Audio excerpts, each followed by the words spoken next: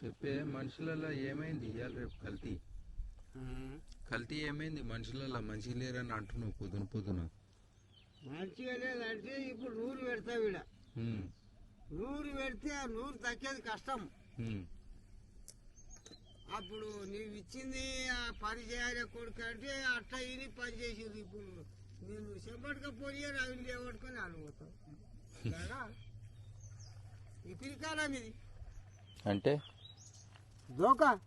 దోకానా? ఎందుకు అట్లా తయారయ్యారు?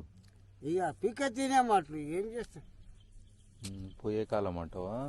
మరి ఏమి యథార్థమైన కులాలు కావు.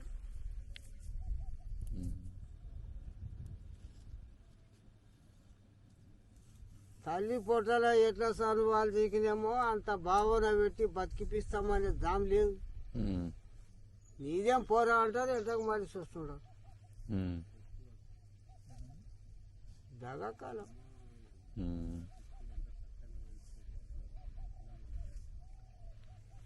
మరి ఇప్పుడు అడవి వాయే చెరువులు కూడా అంత మంచి లేవు, చేపలు లేవు వెనకట్టుకున్నట్టు, పొలాలు కూడా అంత మంచి చేపలు అవి లేకుండా ఇప్పుడు అవి ఇంత లాములు ఉండే అవి దొబ్బుడు దొబ్బితే ఆడ పడతాం పరకలు. స్వచ్ఛం చేప అప్పటి ఘాటు మాలు లేదా? ఎక్కడ పోయినాయి? తిన్నరేమో మొత్తం. ఇత్తనమే లేదేమో కదా? ఉన్నాయి ఇత్తనాలు కానీ అవి రుచి లేదు మందుల నుంచి. మరి నీ లెక్క 80 ఏళ్ళు బతకాలంటే ఏం చేయాలనో చెప్పు మాట. కర్మ అంశ తీరు నా మాట చేసే నీకు రాదు, నీ మాట చేసే నాకు ఇప్పుడు ధన లేకుండా ఏడుంది ఇదేమంటారు. వామ్మో అంతగానో ముందే ఇండ్లు ఉండయి ధనరేఖ. ఎవరు చెప్పారు ఈ రేఖలు? మాకే పెట్టు, మంచి చూపెట్టు. ఏమంటారు ఎవరు చెప్పారు ఈ రేఖల గురించి? పుట్టువాడు తీరు చూపెట్టు, నీది రేఖ చూపెట్టు.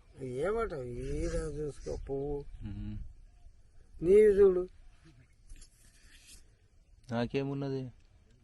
నీకీడ సందు కలిసింది, నువ్వు చెప్పు, నాకైతే జాతకం ఇది బెటర్. ఇది పువ్వు కలిసింది కదా, ఈడ లేచిపోతున్నది. ఏం చేయాలి మరి అయితే? ఏం చేయాలంటే అదుంటావు. తాత నాకు కూడా జాతకం చెప్తుండు. అంటే ఓ దిక్కు పైసలు వస్తున్నాయి, ఓ దిక్కు పోతున్నాయి అంటుండు. అది తాత అనేది, అంతే కదా? లేచిపోను మరి, జమ చేసుకొని ఏం చేస్తాం? కట్టుకోపోయేది ఉన్నదా? ఇచ్చిపోయేదే కదా. నిర్ణయం చేస్తా మస్తు ఓపికూడదు కానీ దారిపోతాయి. కానీ ఎన్ని జేబులో పడితే గన్నే ఉండని. ఏడికోతున్నావు? ఏడికోతాడు ఇంకా గురవడతా ఏడుకో పీగాడుకో.